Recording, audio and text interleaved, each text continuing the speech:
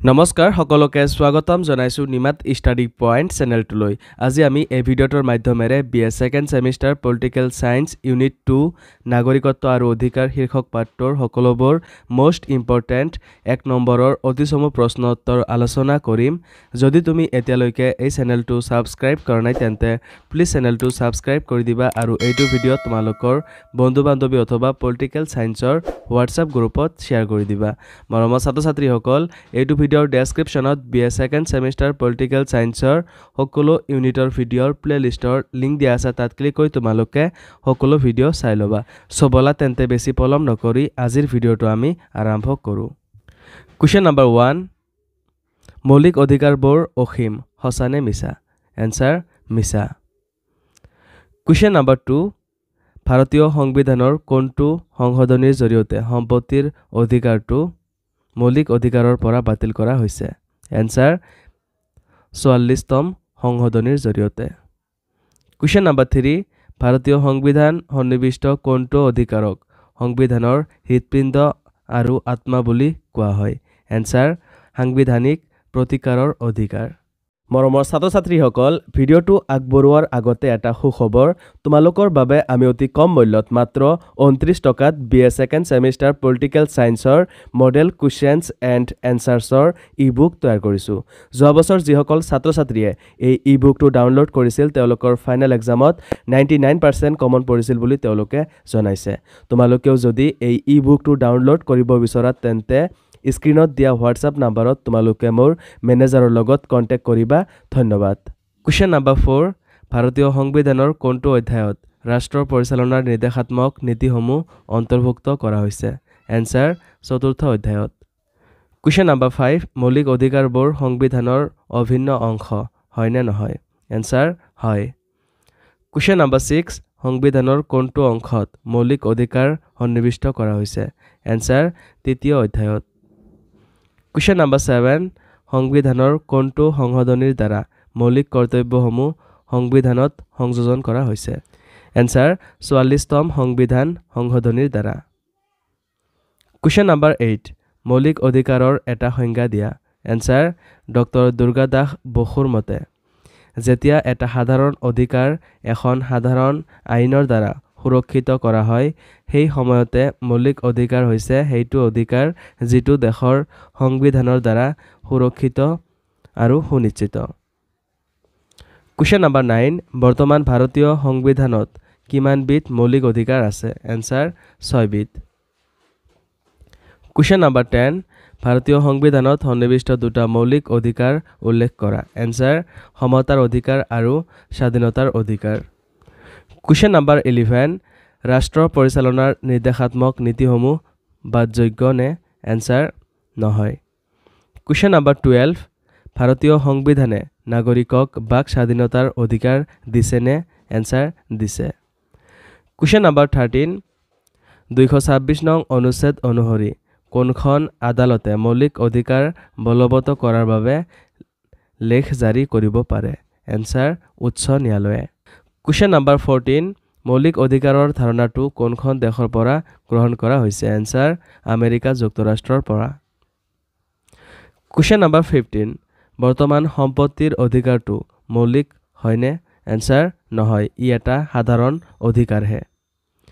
Question number 16, ভাৰতীয় সংবিধানৰ নিৰ্দেশাত্মক নীতিৰ ধাৰণাটো কোনখন দেশৰ সংবিধানৰ পৰা আহৰণ কৰা হৈছে? এনসাৰ আয়াৰলেণ্ডৰ সংবিধানৰ পৰা।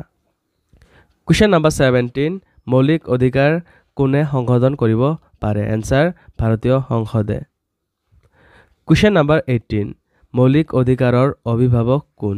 এনসাৰ উচ্চতম ন্যায়ালয়। কুৱেশ্যন নম্বৰ 19, বৰ্তমান নাগৰিকসকলৰ কেইটা মৌলিক অধিকাৰ আছে? এনসাৰ 11টা।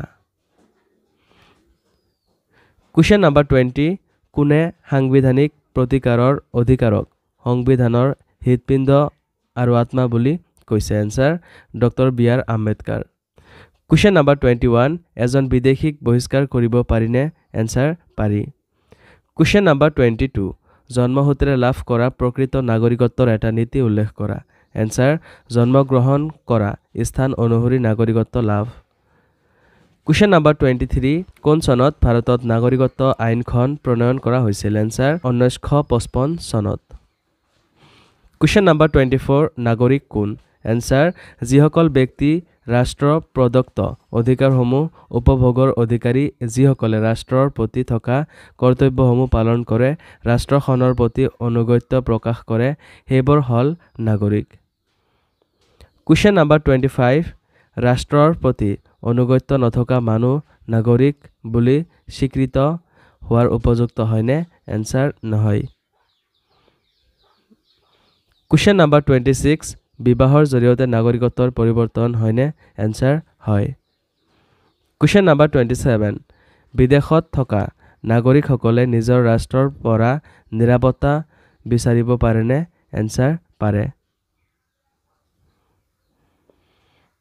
Question number 28 আধুনিক ৰাষ্ট্ৰত চৰকাৰত অংশগ্ৰহণ কৰাটো প্ৰতিজন নাগৰিকৰ বাবে অপৰিহাৰ্য হয়নে এনসাৰ নহয় Question number 29 ভাৰতৰ প্ৰথম নাগৰিক কোন এনসাৰ ভাৰতৰ ৰাষ্ট্ৰপতি Question number 30 সিটিজেন শব্দটো কোন ভাষাৰ পৰা আহিছে এনসাৰ লেটিন ভাষা Question number 31 সকলো নাগৰিক ভোটাৰ হয়নে এনসাৰ নহয় Question number 32 এজন বিদেশীৰ ৰাজনৈতিক অধিকাৰ থাকেনে এনসাৰ নাথাকে Question number 33 এজন নাগৰিকৰ ৰাষ্ট্ৰ দেশ সদস্য এনসাৰ স্থায়ী সদস্য Question number 34 নাগৰিকত্বৰ ধাৰণা পোনপ্ৰথমে ক'ত গঢ়ি উঠিছিল answer এথেন্সত Question number 35 Citizenship and Social Class নামৰ গ্ৰন্থখনৰ লিখক কোন answer TS.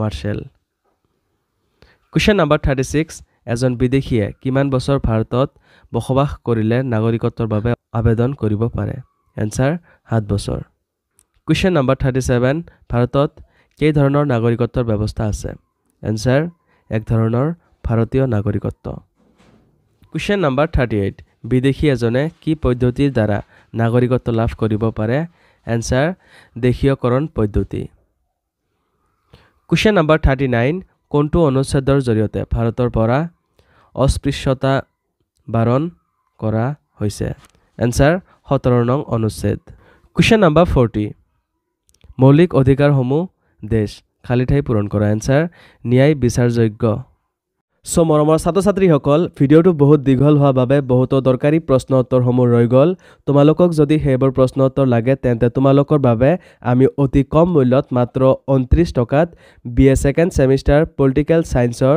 Model questions and এনসাৰ্ছৰ ই-বুক তৈয়াৰ কৰিছো যোৱা বছৰ যিসকল ছাত্ৰ-ছাত্ৰীয়ে এই ই-বুকটো ডাউনলোড কৰিছিল তেওঁলোকৰ ফাইনেল এক্সামত 99% কমন আহিছিল বুলি তেওঁলোকে জনাইছে তোমালোকেও যদি এই ই-বুকটো ডাউনলোড কৰিব বিচৰা তেন্তে স্ক্ৰিনত দিয়া হোৱাটছআপ নম্বৰত তোমালোকে মোৰ মেনেজাৰৰ লগত কন্টেক্ট কৰিবা ধন্যবাদ